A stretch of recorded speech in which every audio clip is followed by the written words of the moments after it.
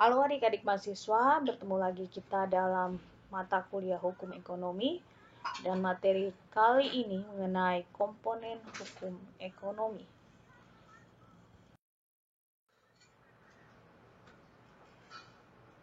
Hukum ekonomi memiliki beberapa komponen yang perlu dipahami. Yang pertama, kegiatan ekonomi. Secara umum dan mendasar, kegiatan ekonomi terdiri dari atas dua kegiatan besar. Yang pertama, kegiatan melakukan produksi barang dan atau jasa. Yang kedua, kegiatan melakukan distribusi barang dan atau jasa.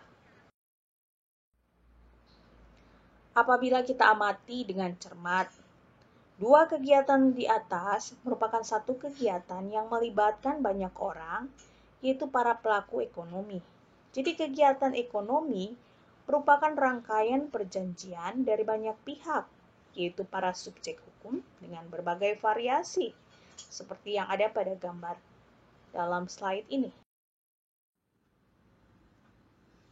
Kegiatan subjek hukum sebagai pelaku ekonomi atau pelaku usaha tersebut meliputi beberapa hal sebagai berikut.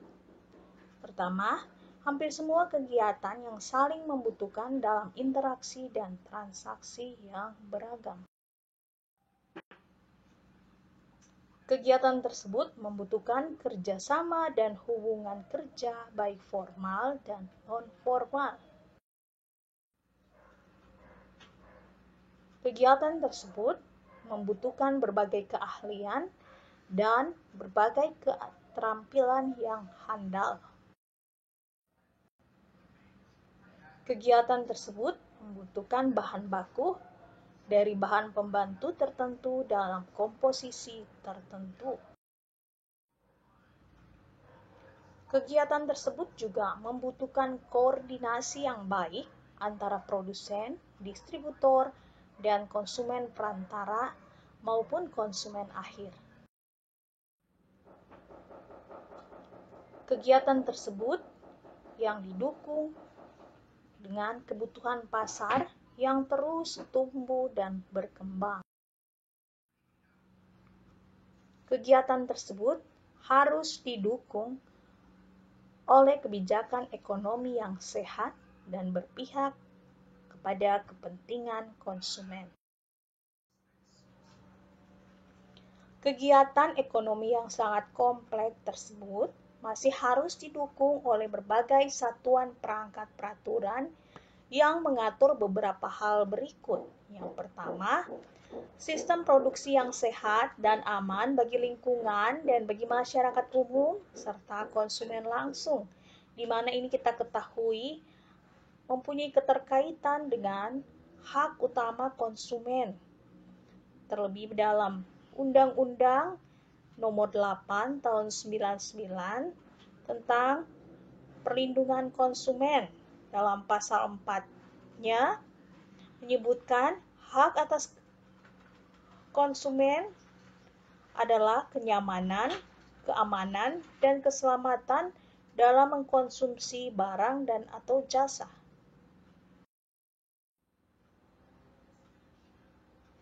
Yang kedua adalah sistem distribusi yang konsisten dan mampu sampai pada tingkat konsumen.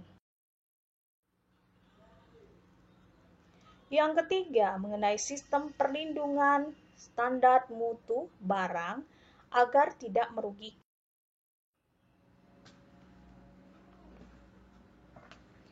Yang keempat, sistem produksi dan distribusi dalam kegiatan ekonomi yang tidak membahayakan lingkungan dan masa depan manusia dan kemanusiaan. Sedangkan yang dimaksud pelaku ekonomi adalah subjek yang melakukan kegiatan ekonomi.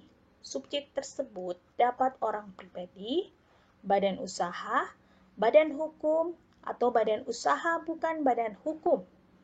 Pelaku-pelaku ekonomi tersebut dapat diposisikan dalam beberapa strata sesuai kemampuannya dalam berbagai hal, antara lain kemampuan permodalannya, jumlah tenaga kerjanya, dan berbagai ukuran dari institusi yang berwenang. Kegiatan ekonomi yang simultan dan terdiri atas dari berbagai rangkaian hubungan hukum perlu dilakukan pada semua strata kehidupan secara terus-menerus. Dalam hal ini, hubungan hukum yang terjadi karena adanya berbagai perjanjian. Pada suatu saat, perjanjian-perjanjian yang terjadi secara personal dapat terakumulasi secara luas. Meskipun demikian, dalam semua hal, hubungan personal tetap diselesaikan terbatas pada perjanjian yang telah dibuat. Niat dan itikat baik para pihak tetap merupakan faktor utama.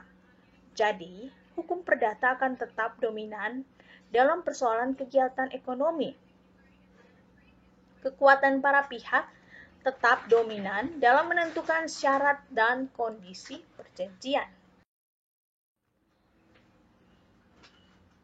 Secara sistematis, kontribusi hukum perdata terhadap hukum umum adalah sebagai berikut.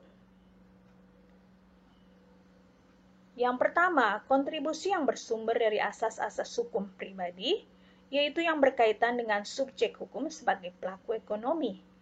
Yang kedua, kontribusi yang bersumber dari asas-asas hukum benda, yaitu yang berkaitan dengan transaksi dalam kegiatan ekonomi.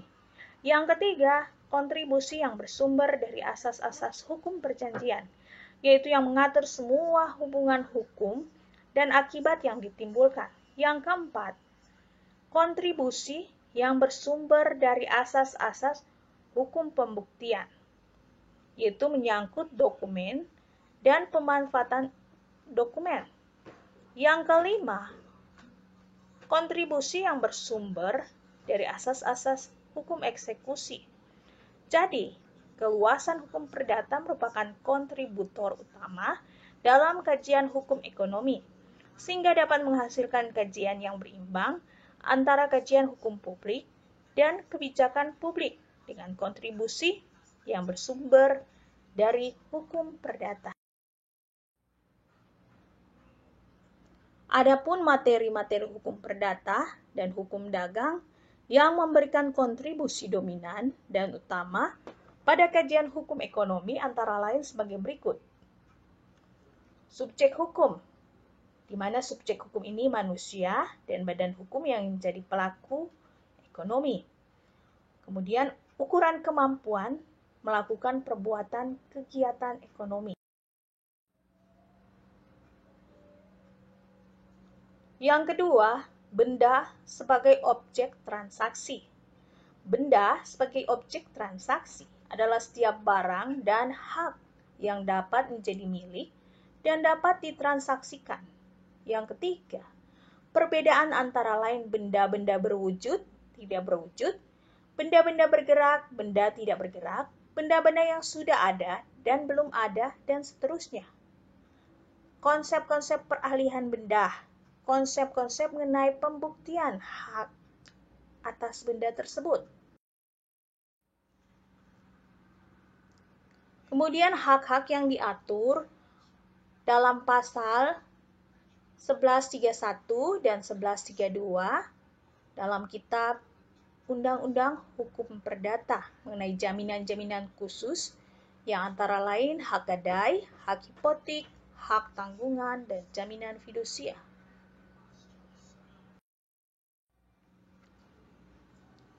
Selain itu juga, hukum perikatan sebagai dasar dari semua transaksi yang memuat syarat-syarat dan klausula perjanjian, asas-asas pada hukum perikatan, hapusnya perikatan, dan dokumen-dokumen yang berkaitan.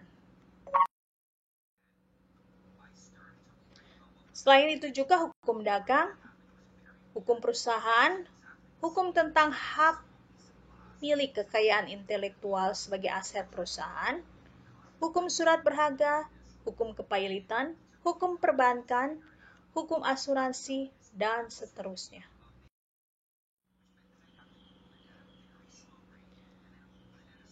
Sebagai kajian baru, hukum ekonomi bermaksud menyinergikan dua bidang hukum sekaligus dalam suatu kajian yang komprehensif.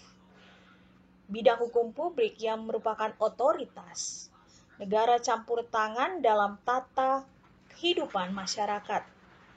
Pertanyaan yang mendasar yang harus dikaji adalah seberapa besar pengaruh hukum publik dalam beberapa hal sebagai berikut. Yang pertama, menjaga dan memelihara keseimbangan kepentingan anggota masyarakat.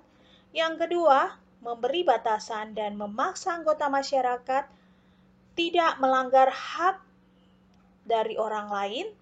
Yang ketiga, bagaimana hukum mampu memaksakan pihak atau orang yang memenuhi kewajiban kepada pihak lain, termasuk pada pelaksanaan interaksi dan transaksi pada pihak dalam masyarakat.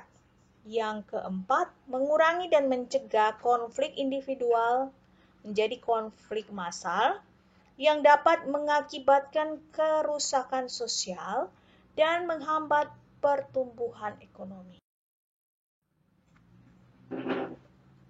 Demikianlah materi kita kali ini. Atas perhatiannya saya ucapkan terima kasih. Apabila ada pertanyaan atau saran yang membangun, mohon ditinggalkan dalam kolom komentar.